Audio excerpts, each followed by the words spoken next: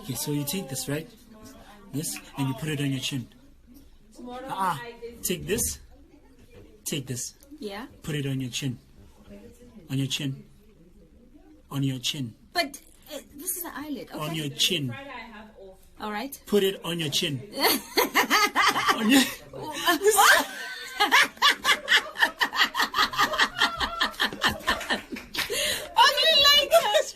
I got you.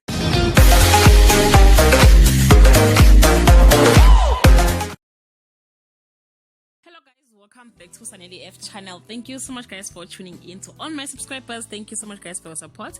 And if you haven't subscribed yet, please don't hesitate to press the subscribe button and the notification bell so that you don't miss any of my uploads. We are talking about Gomorrah guys, and we are actually talking about Zodwa, Gloria and Teddy.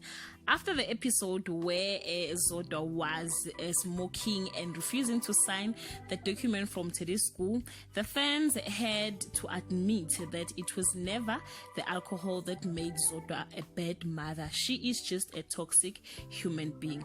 I've been convinced myself that Gloria is too much for Teddy's family, and she was just being terrible to Zodwa because she thinks she is better than her.